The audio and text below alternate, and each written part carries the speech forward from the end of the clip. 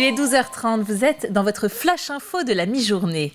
Ça se bouscule sur la ligne d'arrivée de la route du Rhum à Pointe-à-Pitre. Le Vendéen Arnaud Boissière à bord de la Micaline est arrivé ce matin à 9h52, heure de Paris. Il obtient donc la 17e place au classement IMOCA, vitesse moyenne de navigation 12,23 nœuds.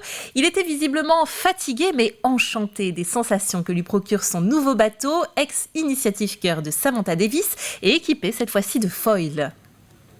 Ouais, j'ai appris plein de choses et puis surtout, c'est chouette de naviguer sur un bateau comme ça, quoi. C'est vraiment, c'est marqué, c'est du bonheur, quoi. C'est vraiment du bonheur, ça va vite. Tu sens, quand t'es à côté d'un bateau, tu peux être dans le coup, quoi, tout de suite, quoi. Tu vois, t'es pas à la peine pour essayer de rattraper. Alors quand je te parle d'un bateau, un vrai bateau, quoi. Pas des bombas, quoi. Donc non, je suis super content. Franchement, je suis super content. Et puis le dénouement, c'était sympa, le Tour de la Guadeloupe. Là. Et il reste encore 2 Vendéens en lice de cette route du Rhum. Manuel Cousin, l'autre sablait provisoirement à la 30e place des IMOCA. Et enfin Xavier Macaire en classe 40 qui pointe pour l'instant à la 7e place. Il devrait commencer à contourner la Guadeloupe en fin d'après-midi. C'est aussi bien un outil de lutte contre la prolifération que contre les abandons et le mal-être animal. Des campagnes de stérilisation des chats sont actuellement organisées sur le territoire. Parmi les dernières en date, celle de Bournezeau, qui en est à sa 3e campagne en 1 an et demi, en partenariat avec la fondation 30 millions d'amis. Pendant 15 jours, un vétérinaire partenaire libère des plages de son temps pour stériliser des chats amenés par une équipe de bénévoles. Le reportage d'Alix Lanos. Jean-Pierre sort de chez lui une cage à la main.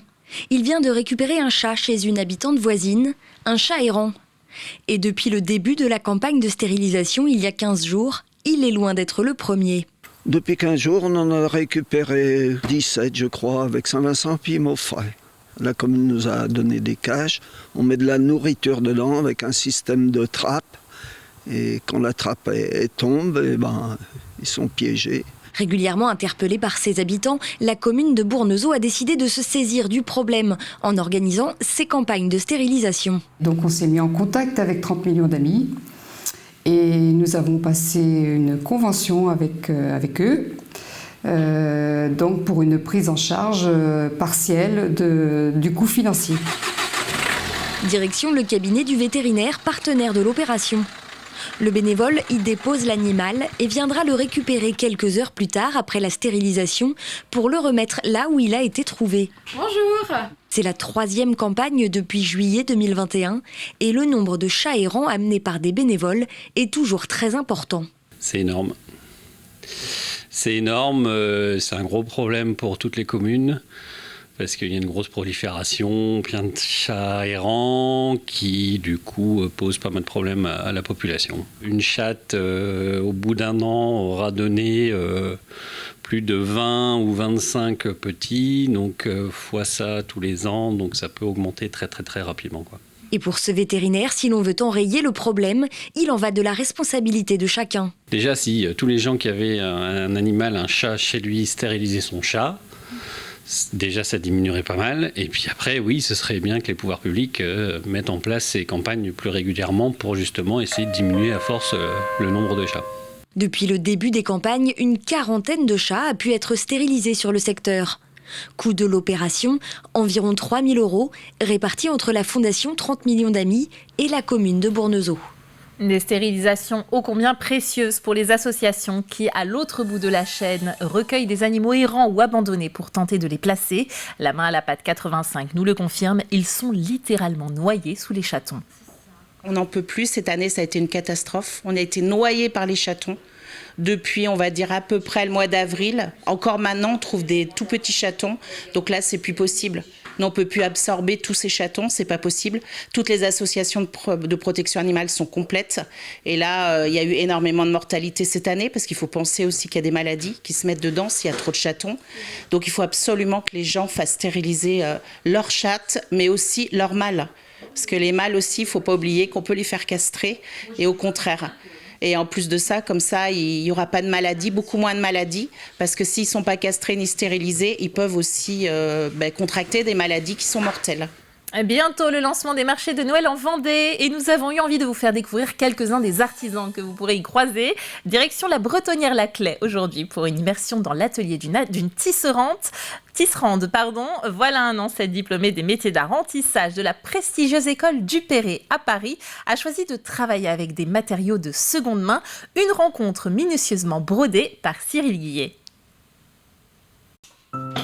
Après avoir travaillé 4 ans pour les plus grandes marques dans le design et l'ameublement de luxe, Marie 19 a installé son métier à tisser à la Bretonnière Laclais.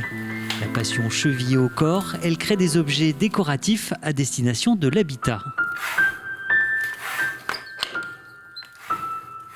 Ce qui m'intéresse beaucoup, c'est la dimension du temps. Le temps s'arrête quand on fait du tissage. On ne peut pas aller plus vite que la musique.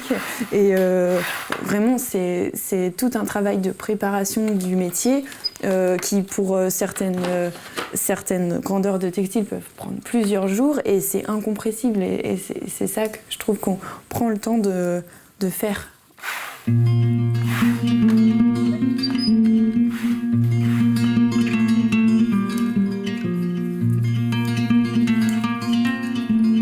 Le tissage, c'est plutôt pour moi une technique pour exprimer ce que j'ai dans la tête. Et donc, vraiment, c'est une technique qui permet de créer à l'infini.